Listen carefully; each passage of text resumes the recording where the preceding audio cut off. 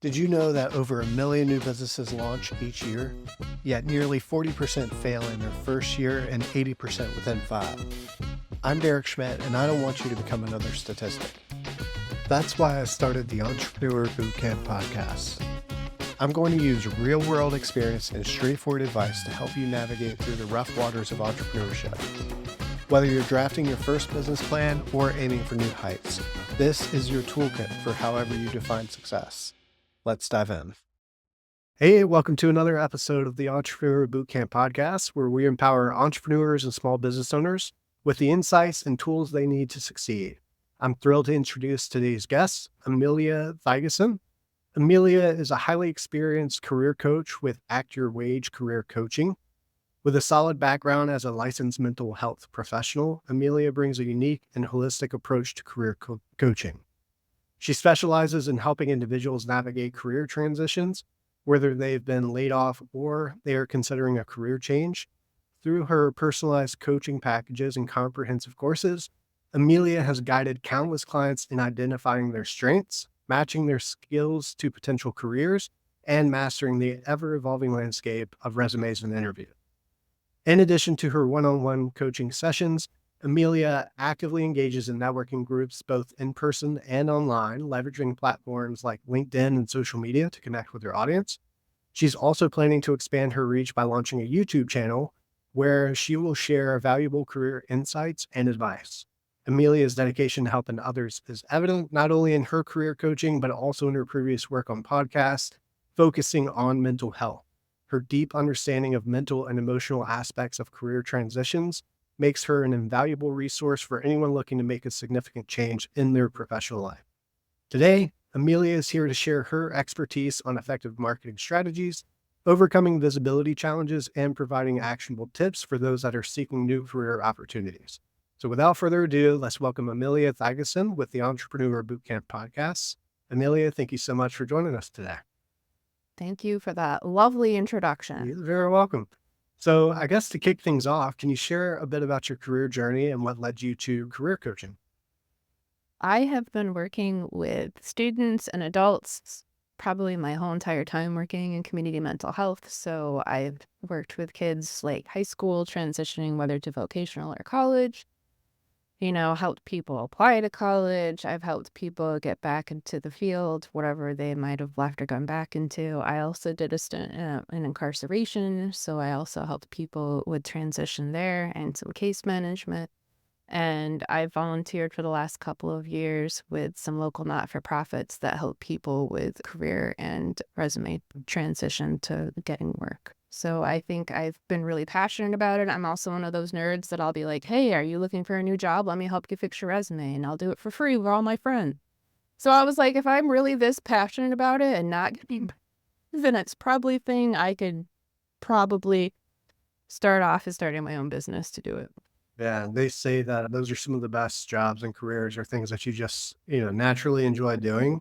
And when you don't focus on like something that's just going to make you a lot of money, you end up becoming more successful anyways.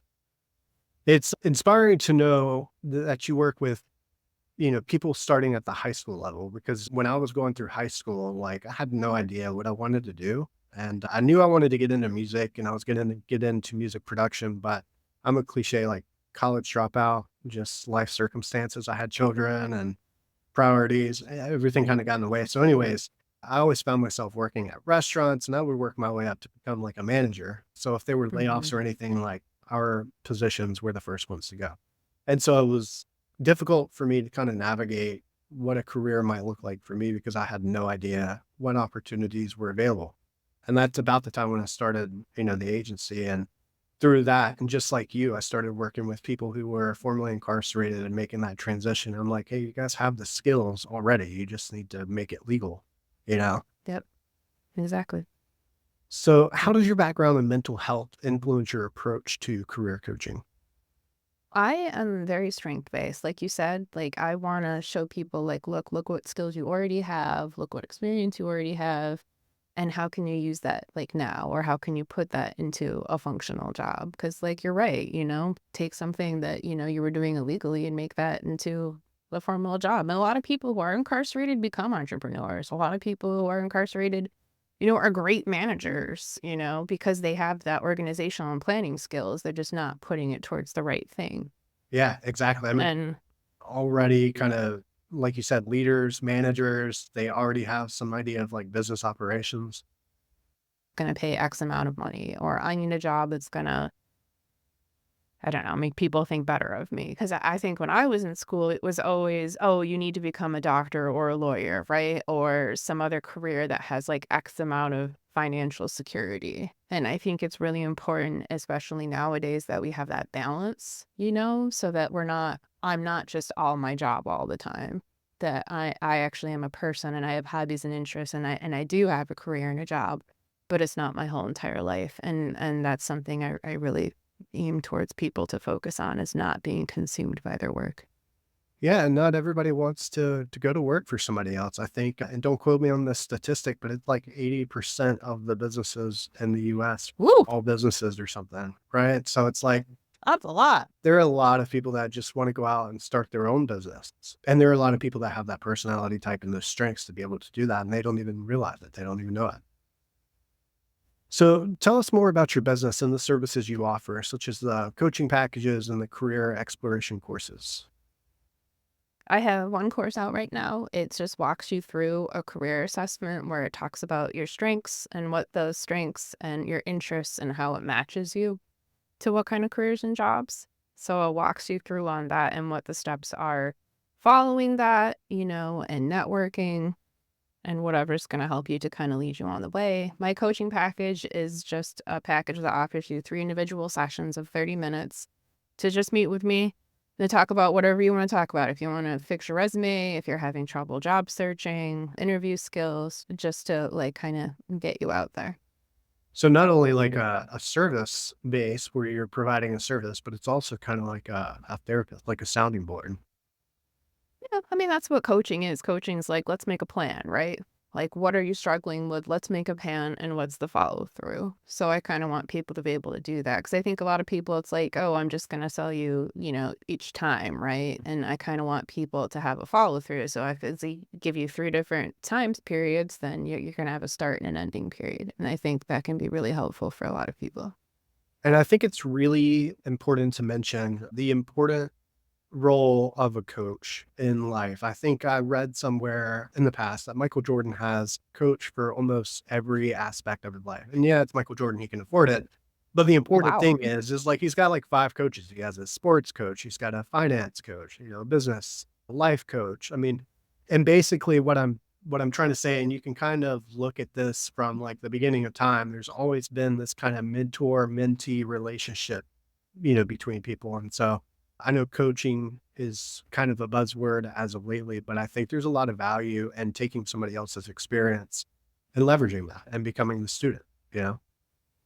Yeah, no, I think that's really important. And I think it's important to recognize that, who are the people that you can trust, and I really like to tell people that in my business, like, I'm not here to like get you some 6-figure salary or boost your income or make all these like crazy promises that a lot of people online will make you. It's just to be there to support you in whatever your goals are, you know? Yeah. Success by your own definition. Yeah. Woo. I've learned a lot about that over the past year and a half, 2 years, because I was always chasing what I Oh thought no. was, Did you get caught in the scams? yeah, I hate the online scams. I was just chasing what I thought was success, what I thought was happiness, all these things. And really, like, after just a lot of learning, again, that mentor, mentee, just reading a lot of books and consuming a lot of information, just, success is exactly how you define it. And happiness to me is something, or happiness to everybody is basically just, it's already present within you. And, anyways, I could go on and on. I don't want to bore anybody, but it's extremely important. It's It's important. based on definition. Okay, so what inspired you to create these specific offerings that you offer through your business? Well, I think it's important that people take the time to focus on strengths and interests and less about, I'm just gonna, pick an assessment that's just gonna tell me what job I should be doing, right? Mhm. And kind of strike up more of a conversation and be more introspective, which I think is really important when we're refocusing our career choices or if we're trying something totally new, right? You know, What kind of education will I need for this new job, right? Do I need job skill training? Do I need to get a mentor? Do I need to interview someone in the field and find out what exactly goes into it? Am I a good match? That's, I think, is super important when you're trying to restart yourself. Agreed. So are your assessments, do they leverage like the DISC assessment, the Myers-Briggs, or is it something, Oh, it's all free stuff. It's all free stuff online that you can get through the Department of Labor, I believe. okay. Yeah, and there are other websites too out there. There's like jobtest.org, I think. There's just like a whole bunch of just different assessments out there, but I think it's really important to focus on things that are like affordable or free for you to use, and secondly that, that focus on interest and what skills you already have. Okay. And these change, right? So if I took something like that 5 years, 10 years ago, like, I mean, it changes your strength. Oh yeah. Okay. You're a different person, now than you were 5 or 10 years ago, and you'll be a different person 5 or 10 years from now. So of course they're going to change. But I think that's also important too, because we think, oh, we've done X job for the last 30 years, right? Yeah. There's no way I could do something totally different, right? Because these are the skills I have and this is what I know. And sometimes we know more, than we think. Yeah. Or, things have changed, like, oh, this doesn't interest me anymore, or other things would be more intriguing, or you're more passionate. Yeah. Yeah. I think a lot of people get to a point in their life, probably around the middle of their life, where they're exploring a career change, or maybe they've been working something that paid the bills, but didn't necessarily make them happy. And, that's a great opportunity to kind of leverage their experience and their time in life to make that pivot. So now I'd like to kind of shift gears and I want to get into the marketing strategies and the challenges a little bit. What marketing strategies are you currently using to promote your business? I am on LinkedIn and I'm posting frequently. I'm on Instagram and posting frequently. I do have email that I try to do at least email blasts once a week. I have a blog on my website. I have a website and I just recorded this morning my first YouTube video. So I need to edit that and get that up, which not my cup of tea, but it's the way to go. Yeah. So The nature of the be to be on camera and to serve the different platforms. How have networking groups, social media, LinkedIn, how has that contributed to your visibility?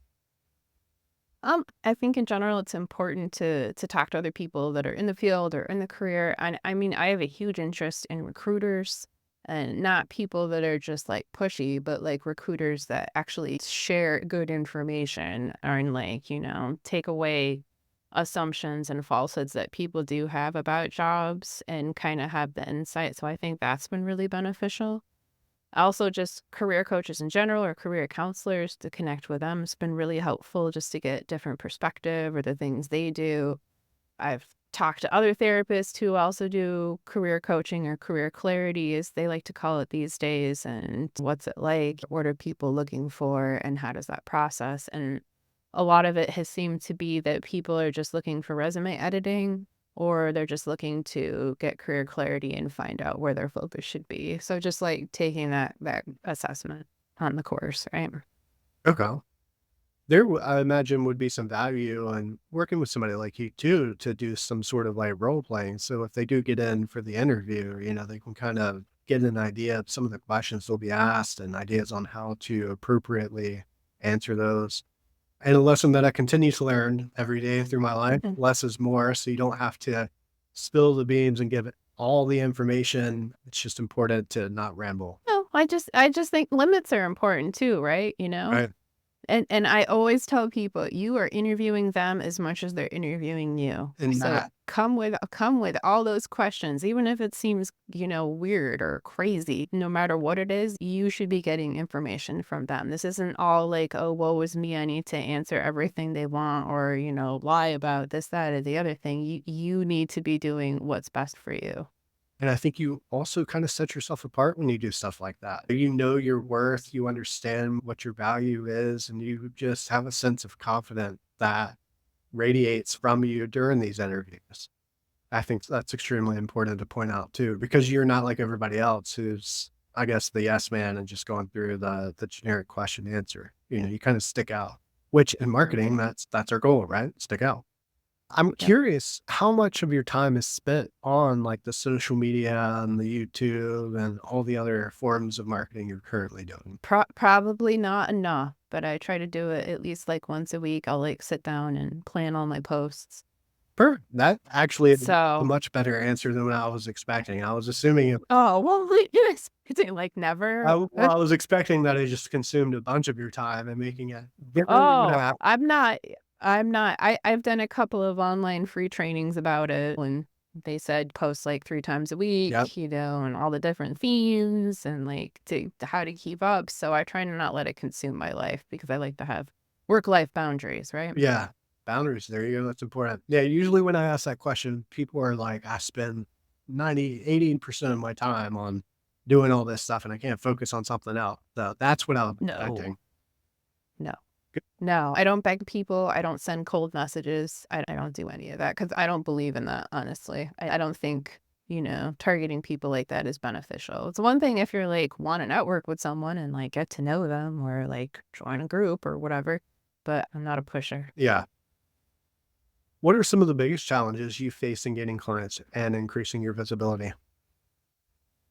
I I probably Google's new SEO changes I hear about right now, I guess. Yeah. And I guess blogging's all of a sudden taking a downturn because of it. I don't know if it's the AI or what the whole situation is, but I know that there's been a big shift, so I'm sure that probably has something to do with it. Social media itself is inundated with ads for coaches, like inundated.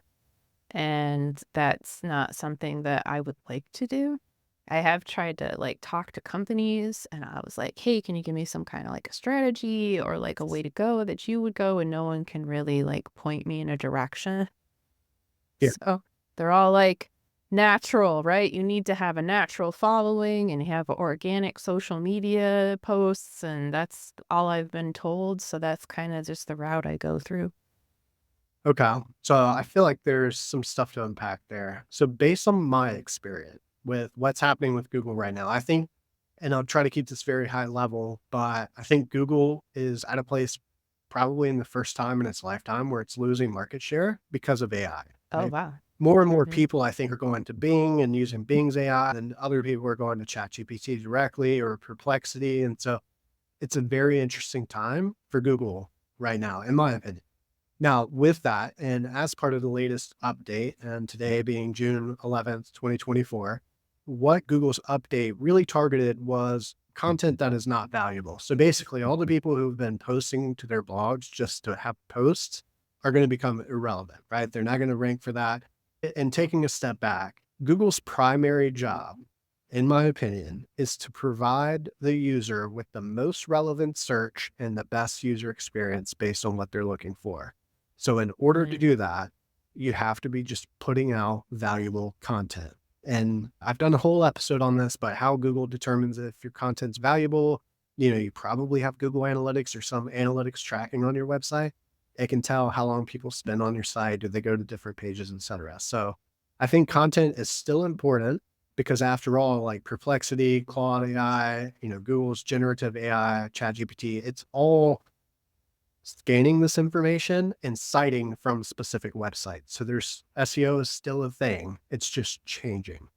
And in terms of social media, I mean, I believe, if you're doing the 80% value-based content and 20% like promotional, I think your following will grow organically anyways. And then just making sure you're also engaging with other relevant accounts, commenting, liking, sharing, etc.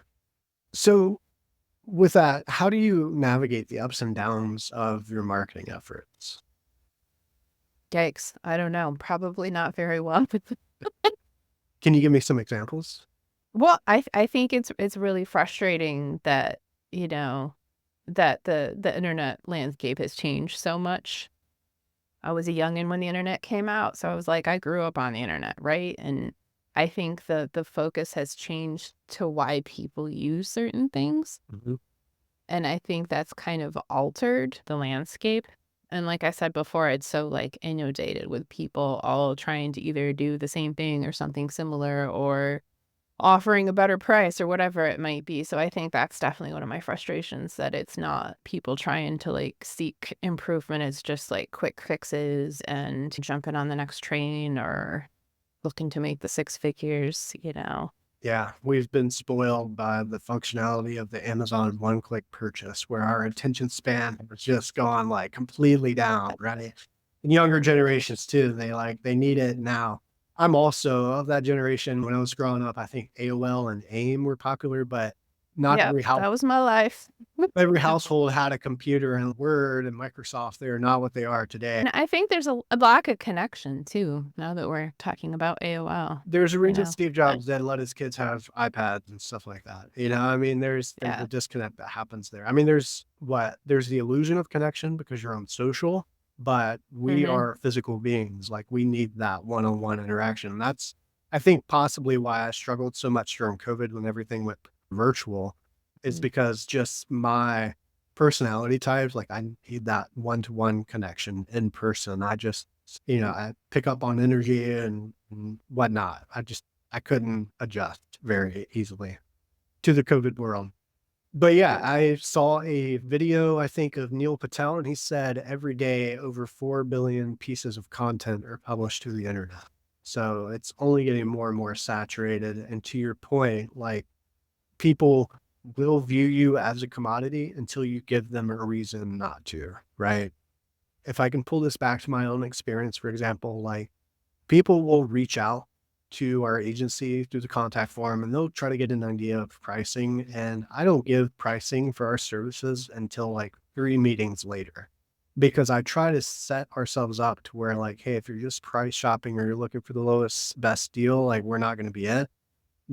And part of this I pull from John, the ex Disney guy. You can Google him, but basically he talks about what you really sell, especially more relevant these days, is an experience. And so that's ultimately Mhm. what I'm selling is an experience. No, I think that that's a good thing for the most part, especially if you're three times in, right? And it's not just the first time out. Because I think a lot of people, it's like you said, they're just shopping for like the cheapest thing Yeah. and not really thinking about the quality. And I think we kind of lack that these days, where people don't want the connection, right? Or talk Mhm. to another person. They're just like, here, fix my problem, and then let me move on. Yeah. Yeah. There's a meme that comes to mind. I saw it says it was for tattoo artists. My brother-in-law's a tattoo artist, but it said cheap tattoos aren't good and good tattoos aren't cheap. So Yep, shifting that a little bit to make it applicable here. So what very true. marketing tactics have you found to be the most effective for your business? Probably LinkedIn right now. Interesting. So just organic, maintaining your LinkedIn profile. Yeah, probably. Yeah, definitely. Definitely would be it. I'm sure the next would probably be YouTube once that gets going, but right now it's definitely been LinkedIn. Do you plan on utilizing YouTube Shorts, like I guess, TikTok comparison version of YouTube? Maybe. There's a really cool tool called Opus Oh, Clip, OPUS Clip. And okay. basically, Write it down. yeah, if you take a long video like this one here, it will automatically use AI to find the best clips of that video that you can Oh, post is to it? YouTube and YouTube Shorts and LinkedIn. It's worth checking out.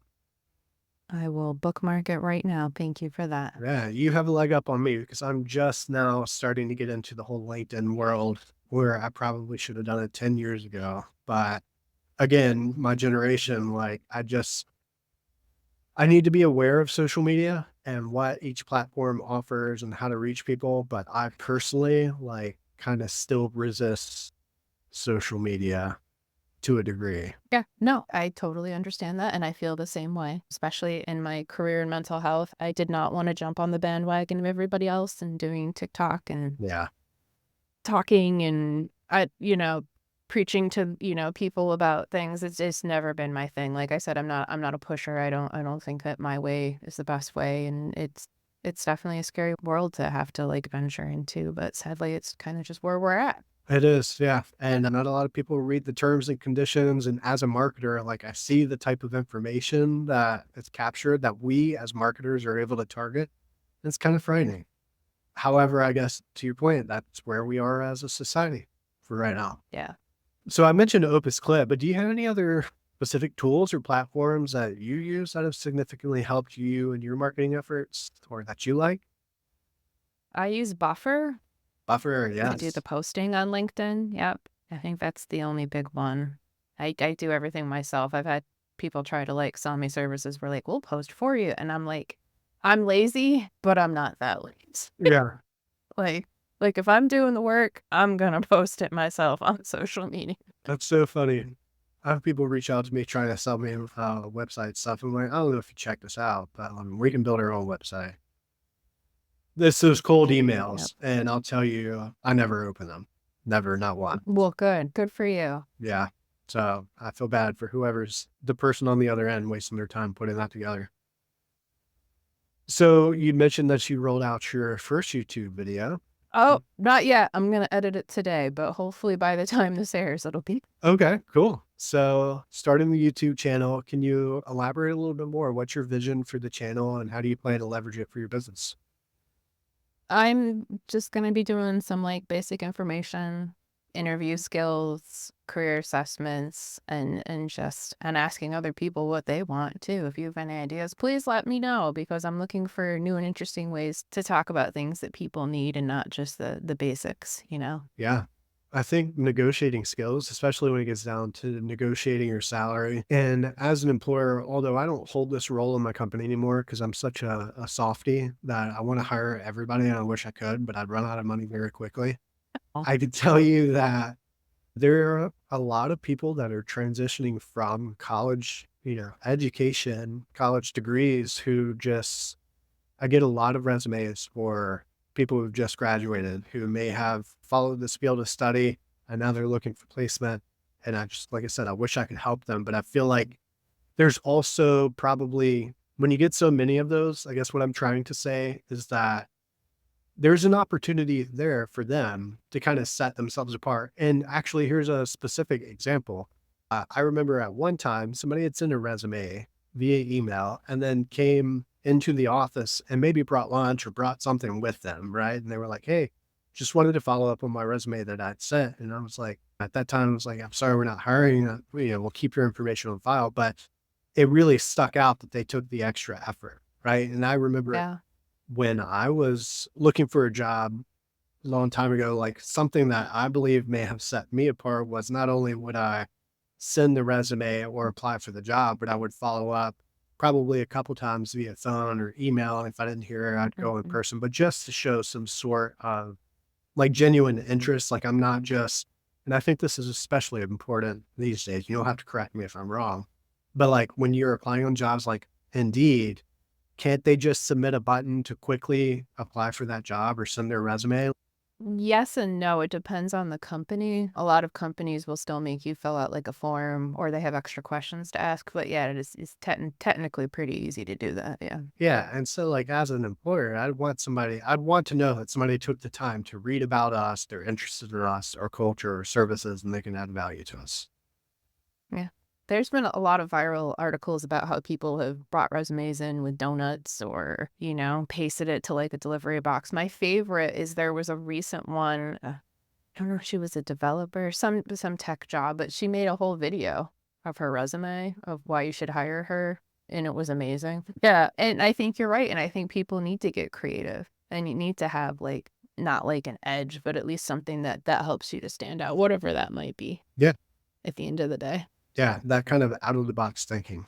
So, are there some other marketing avenues you've considered exploring? I know you've mentioned that you've been pretty consistent on LinkedIn. You're starting the YouTube channel. I think you've dabbled in social ads, but not really focused too much. I have not done the social Okay. I had a bad experience with that. I kept calling all these companies and they just would not follow through or they did not give me the information that I needed. So I think that would probably the next avenue to go down would be social ads. I've people have told me you can do it yourself on Facebook because it's like so cheap to do. I've heard 20 million things, but I've just not had good luck with people helping with online advertisement. You may want to check out that video. I think I just posted like 1 or 2 weeks ago. It's called social media marketing, but it's a huge emphasis on like the Facebook, Instagram side. I think Uh, LinkedIn gets a little more expensive and you have to have a better strategy with your LinkedIn because you have to nurture those people, right? And move them down mhm. the funnel. But if you're interested in like Facebook, Instagram, where again, you have a lot of targeting information, that whole video is how to basically launch your own ad campaign from start to finish, including the targeting options and everything. And you can leverage AI to help you with creating the ad copy and the targeting option. Sounds like a good plan. So I'm curious, how do you identify and reach your target audience, particularly those who have been laid off or they're considering a career change? Because I feel like that would be kind of difficult to know unless you're like directly in it with some employment agencies or something. Well, I do talk to a lot of clients on the mental health side who have been laid off. There's been huge, massive layoffs in the last year. So that's one way I talk to people. A lot of the time, it's social media. Like people will talk about it. People are having trouble job searching. So that's another way to find people is to kind of be like, hey, these are my resources if you're interested or if you want assistance with that. Okay. Are you active on Facebook at all? Only for my mental health business, not for the coaching. Okay. And I, That'll probably be my next avenue after I watch your video. yeah, it's a love-hate relationship for me. It is. Lean more toward the I hate side, but I know. I am on Threads. I have to start posting more on Threads, but, how do you like it? I haven't jumped over to Threads yet. it's just like, you just kinda go with the flow, but most people haven't linked to their Instagram, so I was like, "I probably should link it to my Instagram." Yeah, I think, Facebook where it's valuable is our demographic because it's, as my kids will tell me, it's where the older people hang out. But specifically why I asked that question is I know there are a lot of Facebook groups, and specifically in our area, I know there are Facebook groups for all things jobs, I think is the name of it. And that's where like employers will go to find people, but also where a lot of job candidates go and they're like, I've applied to 30 places, nobody's calling me back, help. And so I'm telling you that from the position of not going there and necessarily directly promoting your business, but that would be a great opportunity, how I think you can go in and just comment to add value to that person and start to develop that reputation in that community. And people will naturally be like, who is this person? I need to check them out. They'll click through and then maybe eventually land on your website. And that's where maybe your pixels, if you watch that video, where your pixels are installed, and then you can kind of nurture them further and further down the funnel with some sort of foot in the door offer, right? Like, let me review your resume or whatever an inexpensive low commitment offer is, you can get them to start to trust you. Good plan. What is it called? All Things Jobs? I haven't heard of All that one. Things Jobs, it's a group in Facebook, but I know there are others. The Wilmington NC Community Group is another one for local Oh, residents. yeah, everybody's on that one. Yeah. But yeah, the All Things Jobs one I think is a popular group, and there's probably others. And for anybody who's watching who's not local to the area, I'm sure there's something very similar in your area. And that's basically what I'm trying to articulate here is that Facebook is really good when it comes to groups and using that as a platform to establish your authority, right? Not necessarily directly promote yourself, but establish yourself as an authority to where people start to get interested and check you out. And then for those that are local to our area and to kind of go back into the marketing side a little bit, have you ever considered doing like an interactive workshop at the library? So it's inexpensive on you to rent a room and then you can do some guerrilla marketing to promote, get job seekers and maybe even employers to attend that. I'm sure there's some sort of way you can capture information like emails. And maybe this kind of feeds an email marketing campaign that you can use to nurture your leads and these people that have questions. Has that been something that you've tried or considered? I have considered it. If anybody would be interested in the community, I'd be happy to come in and do like a presentation or talk to people or be a resource. I have tried to reach out to the university and the community college, but they told me no. So The that's disappointing. Yeah. Well, I'm full of quotes today. I forget who it is. Maybe it was Bill Gates. For every 100 no's, I got one yes, and that one yes made all the difference. But that library scenario, that's something that I Mhm. personally have done in the past where we've rented a room and just had some sort of like free to attend, maybe cater some lunch. And you can possibly even partner with a local employer who is hiring, right? Like an Encino or somebody, and maybe they will Mhm. sponsor the lunch, and this gives them a way to kind of prevent some of potential candidates. But that's something I thought about. And then maybe having your own webinars, a series that you go through to kind of walk through and teach people how to go about navigating the job world. Great idea. If anybody out there wants to sponsor me, let me know. Yeah. Would love to help. Do you participate in any of the job fairs? Not recently. I did volunteer for Step Up Wilmington for a period. Okay. Step Up Wilmington's a great organization. It is. I also just had a thought on if there's a way you can leave information or have some sort of presence at the Unemployment Security Commission office, that feels like it would be a really good place to get some people who are interested or maybe coordinating with some of their consultants. The Department of Labor usually does have their own employment counselors there Okay. or people that they do work with, but I'm not sure how that process works in North Carolina. Yeah. So maybe seeking them out on LinkedIn would be a good opportunity. And as you said, your referral partners are other career coaches. Have you thought about SCORE? SCORE helps people who are starting businesses with the operational side. And I was just thinking that that might be an opportunity for you to get involved with them. So if one of their entrepreneurs is hiring, that allows you a direct connection. Oh, I don't know what the SCORE is. You'll have to tell me more Okay, about it. SCORE is a nonprofit organization that basically helps entrepreneurs with business ownership. So there are several or a handful of organizations like that throughout the United States. There's the SBTD, and then you've got the Small Business Center at the community college. So most metro areas or cities have something like this. And SCORE is also, I believe, a national organization. So that would be a good opportunity to get in with the employers. And as they're looking to hire, you can have that direct line of communication with them or direct connection. But I'll have to basically all this, I think if you can do the job of getting people interested into your site, which sounds like you're doing a great job of doing, and that's through the YouTube videos, that's through the social media, maybe participating in some of those Facebook groups, get them to the site.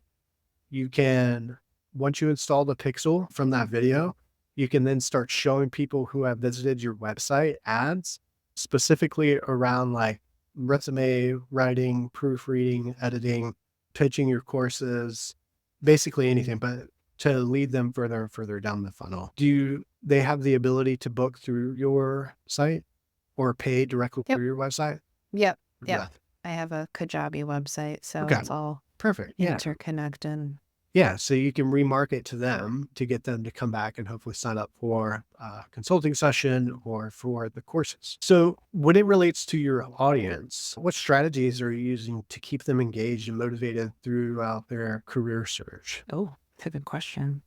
I think it's consistency, but it's also, to have curiosity about it. Okay. Because I think if we box ourselves in sometimes, right? Like, I've worked at X job for the last 30 years and these are the only skills I have, right? And I always tell people to look, not just at your job skills, but like life skills. What do you do for fun? What do you do when you're not being paid, right? What do you enjoy to do? Like, I'm a big traveler. So, and I love researching. I would research to death. That's why I love job searching. I love finding informations and new answers, but that has nothing to do with what I get paid for, right? Mhm. So I think it's definitely trying to look outside the box and being like, what am I missing? Yeah. What should I be looking for that's not as so obvious as what I've been doing for the last X number of years? Yeah. I feel like, I don't know if everybody adopts this or just me. It served me well so far, but when I'm reviewing a resume or I'm reviewing it with the people in charge in my company who do that, I'm not necessarily looking at their experience or their skills. I'm more looking at the person themselves because skills can be taught, right? I don't care if you've never done digital marketing before in your life, but if you have certain characteristics that we're looking for, that speaks to me more so than your expertise or your background in most cases. I mean, that stuff is important, but again, skills can be taught. Like, you can't necessarily change a person. So we want to make sure we have the right person to teach those skills to. Is that a correct assessment? Oh, yeah. I think you need to be you, right? And I think a lot of the time when especially like you're going to an interview, you want to be yourself Yeah. because you want people to accept you for the person you are, not just the skills that are there. about how you present yourself and what kind of soft skills that you have too. Can you get along with people? Can you communicate? And I think those are the highest need skills right now, are those soft skills. Right. How you carry yourself and how you discuss, and that is a lot of the times way more important than what you can offer. But also, I think it depends on the field, right? Yeah. Difference between working in mental health versus being a computer programmer. Maybe a balance of both, but yeah, I would assume for the most part, people would rather know you as a person. Yeah. I would agree with that. So I'd like to shift gears into some practical advice side. Can you provide some actionable tips for our listeners who are considering a career change? Oh my God, take your time. Don't just jump right into it. Like if you get laid off or you're seriously considering just finding a new job, don't dive right in. Don't sit down and apply to like 50 different places. Give yourself space and time for it. Sit down, think about it, talk with other people, take some career assessments. Don't just jump because it's going to stress you out way more than necessary. And it doesn't look good to have all those jobs in a short amount of time, right? That's something I would look for in a resume. How long have they worked at any specific place? Because as an employer, for example, like I wouldn't want to invest all these resources and money into this person if their track record is that they only stay in a job for like 6 months or even a year. Mhm. Unfortunately, that's the case. So how can individuals better match their skills to potential career paths? Oh, exploration. That's a big one. And trying things out. I always tell people either find a mentor, volunteer, talk to people in the career, do your research on it. Because I think a lot of the times we'll say, oh, I have these skills, I must be good at this. But until we actually experience that or have some perspective or being within it, then we'll know for sure whether or not it's a good match. What would you say are some common mistakes that people make on their resumes during interviews?